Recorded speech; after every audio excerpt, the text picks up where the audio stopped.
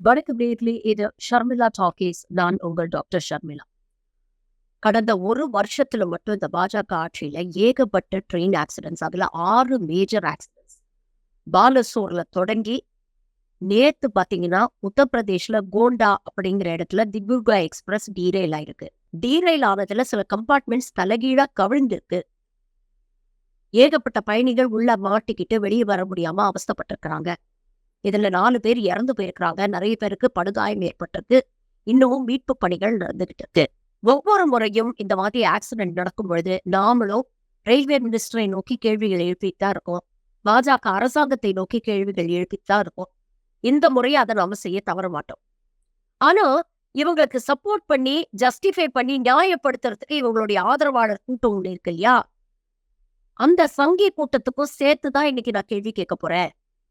நீங்கெல்லாம் எப்போ முழிச்சுக்க போறீங்க? எப்போ இந்த அரசாங்கத்தை நோக்கி கேள்வி கேட்க போறீங்க?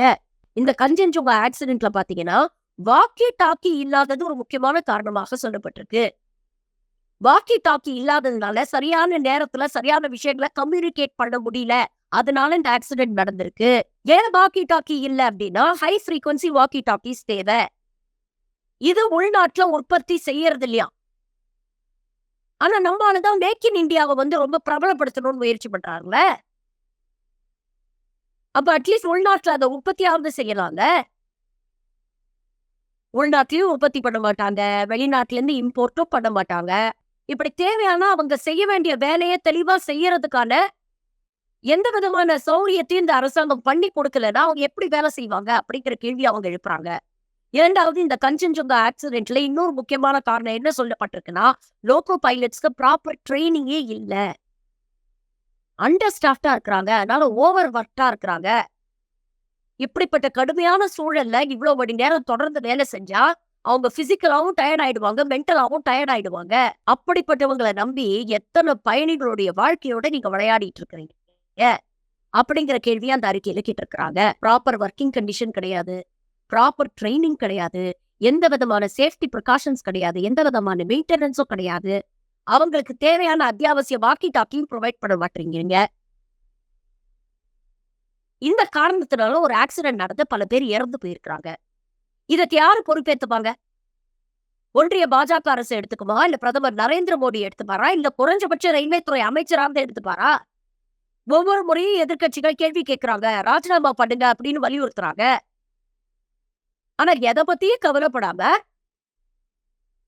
எது மேலேயோ மழை பெஞ்சா மாதிரி உட்கார்ந்துட்டு இருக்கு இந்த அரசாங்கம். இது சம்பந்தமா former general manager of East Central Railway இசிஆரோட லலித் சந்திர திரிவேதி அப்படிங்கிறவர் ஒரு சேனல்ல இன்டர்வியூ எடுக்கிறாங்க. அவர் ரொம்ப தெளிவா சொல்றாரு, இந்த அரசாங்கத்துக்கு பிரையாரிட்டிஸே வேறையா இருக்கு.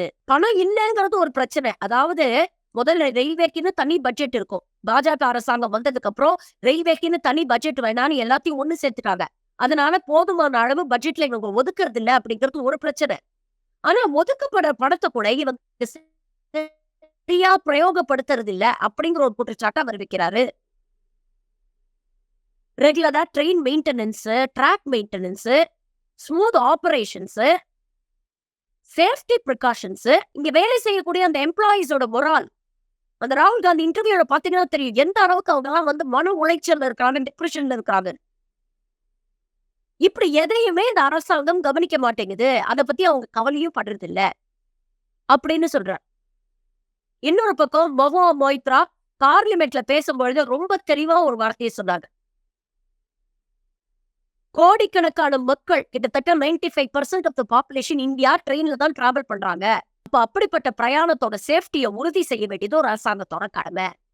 அதுக்குதான் கவச் அப்படிங்கிற அந்த ப்ரொடெக்ஷன் சிஸ்டம் கொண்டு வந்தீங்க. அத ஒட்டு மொத்தமா நாட்டுல இருக்கக்கூடிய எல்லா ரயில்கள்லயும் இந்த கவச்ச பொருத்துறதுக்கு வெறும் 63,000 கோடி ரூபாய் தான் ஆகும். ஆனா இந்த அரசாங்கம் கால்வாசி கூட இதை பொருத்தாம வச்சிருக்கு. ஆட்சிக்கு 10 வருஷம் ஆகுது, இன்னும் கால்வாசி கூட இவங்க கம்ப்ளீட் பண்ணல. ஆனா மும்பைல இருந்து அகமதாபாத்துக்கு புல்லட் ட்ரெயின், ஒரே ஒரு புல்லட் ட்ரெயின் விடுறதுக்கு 1,08,000 கோடி இந்த பாஜக அரசாங்கம் செலவு பண்ணுது. இவ்வளவு செலவு பண்ணி ஏற்பாடு பண்ணக்கூடிய புல்லட் ட்ரெயின்ல யாரு போக போறாங்க? ஏழை எளிய நடுத்தர மக்களா போக போறாங்க. வசதியான செல்வந்தர்கள் போறதுக்காக 1,08,000 கோடி செலவு பண்றீங்க.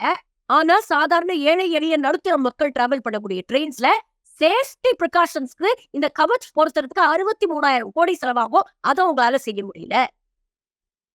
இன்னொரு பக்கம் பாருங்க, 25,000 கோடி செலவு பண்ணி நாடு முழுவதும் இருக்கக்கூடிய 500க்கும் மேற்பட்ட ரயில்வே ஸ்டேஷன்ஸ்ல இவங்க புதுப்பிக்க போறாங்களாம்.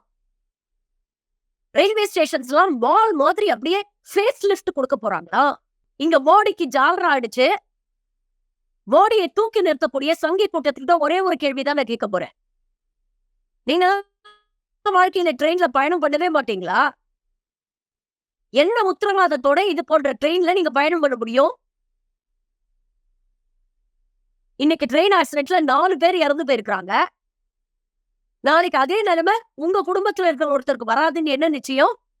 உங்களால தைரியமா ட்ரெயின்ல டிராவல் பண்ண முடியுமா? உயிரை கையில புடிச்சுக்கிட்டு 10 மணி நேரம் 12 மணி நேரம் டிராவல் பண்ணணும் அப்படின்னா ஏழை எளிய மக்களுடைய நிலைமையை கொஞ்சம் யோசிச்சு பாருங்களேன். ஒரு பக்கம் வறுமையை ஒழிச்சிட்டோம் அப்படின்னு பேசுவாங்க. ஆனா இன்னொரு பக்கம் வறுமையை மறைக்கிறதுக்கு ஸ்கிரீன் போடுற கூட்டம் தானே இந்த சங்கி கூட்டம். அதையத்தான் எல்லா துறையிலையும் செய்யறாங்க. உள்ள ரயில்வே துறை அவ்வளவு நாசமா போயிட்டு இருக்கு. ஆனா மோடியோட செல்ஃபி எடுத்துக்கங்கன்னு இவர் வந்தே பாரத்துக்கு பச்சை கொடை காட்டி இனாகிரேட் பண்ணிட்டு இருக்காரு. இதுதான் நடக்கு. இதை நாம தொடர்ந்து கேள்வி கேட்டுட்டு இருக்கோம். ஆனா இங்க மோடிக்கு ஜால்ரா போடுற சங்கி கூட்டம் என்னைக்கு கேள்வி கேட்க போறீங்க? உங்க வீட்டுல யாராவது செத்ததுக்கு அப்புறம் தான் கேள்வி கேட்பீங்களா?